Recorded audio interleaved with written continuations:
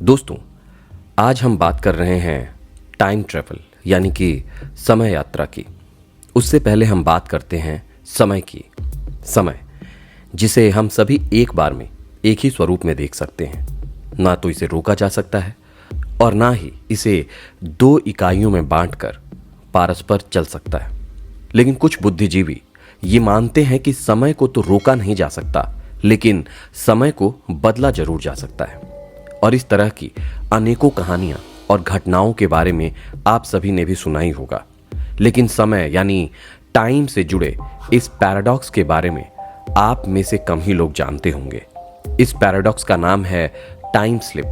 तो चलिए दोस्तों, आज का वीडियो शुरू करते हैं और जानते हैं कि आखिर क्या है ये पैराडॉक्स। लेकिन पैराडॉक्स के बारे में जानने से पहले हम आपको ये कहना चाहते हैं कि इस वीडियो को अंत तक देखें, क्योंकि इस वीडियो में आप सभी को एक ऐसी जानकारी दी जाएगी जो आप सभी के लिए काफी लाभदायक होगी। हमने ऐसे कई लोगों के बारे में आपको बताया है जो एक आम इंसान की तरह आम जिंदगी जी रहे थे, लेकिन अचानक उनकी जिंदगी में कुछ ऐसी घटना हुई जो बेहद अविश्वसनीय था। और ऐसी अविश्वसनीय और अद्भुत घटनाओं ने उनके जीवन को हमेशा हमेशा के लिए उनकी जिंदगी बदल कर रख दी।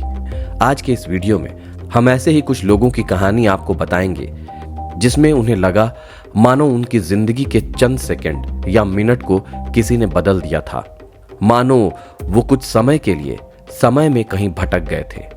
इतिहास में हुई ऐसी ही घटनाओं को वैज्ञानिकों और विशेषज्ञों द्वारा नाम मिला है टाइम स्लिप का।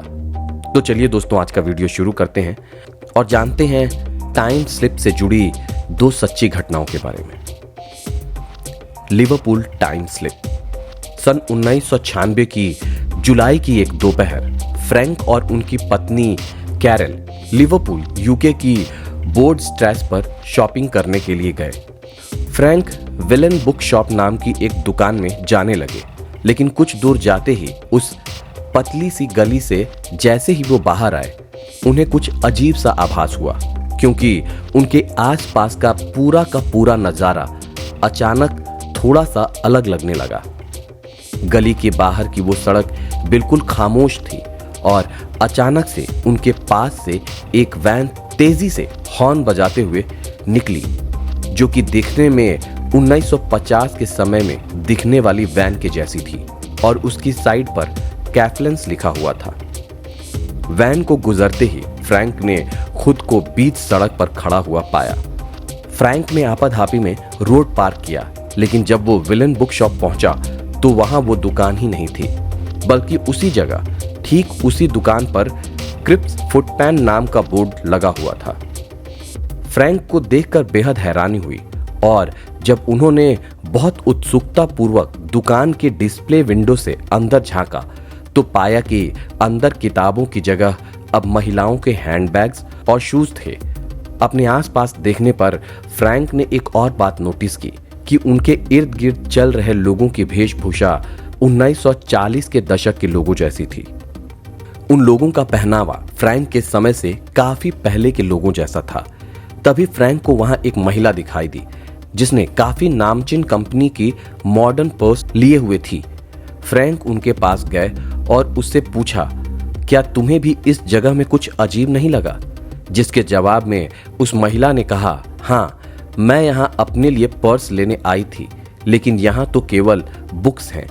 ये सुनकर फ्रैंक अचंभित हो उठा और इसी दौरान फ्रैंक की पत्नी वहां आई और फ्रैंक को परेशान देखकर उसने पूछा कि तुम्हें क्या हुआ? फ्रैंक ने उत्तर दिया कि मैंने अभी अभी बेहद अजीब सा महसूस किया। घर आकर फ्रैंक ने इस पर रिसर्च करने का सोचा। काफी रिसर्च करने पर फ्रैंक ने पाया कि ठीक उसी जगह पर क्रिप्स नाम का एक शोरूम 1950 में हुआ करता था, जिसकी फ्रैंक को पहले कोई जानकारी नहीं थी। तो आखिर ये फ्रैंक के साथ क्या हुआ था? क्या फ्रैंक ने कुछ समय के लिए टाइम ट्रैवल किया था? दोस्तों, आपको क्या लगता है? आप अपना जवाब कमेंट करके जरूर शेयर करें। चलिए अब दूसरी कहानी की तरफ चलते हैं।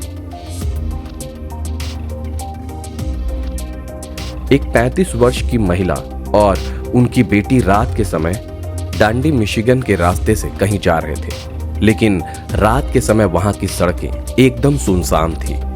कुछ दूर जाने के बाद अचानक से उनके इर्द गिर्द का वातावरण बिल्कुल बदल गया। अब वहां हल्का फुल्का उजाला सा हो रहा था, जो कि सूर्यास्त के समय होता है, और वहां की सड़कों पर अचानक अनेकों लोग दिखाई देने लगे।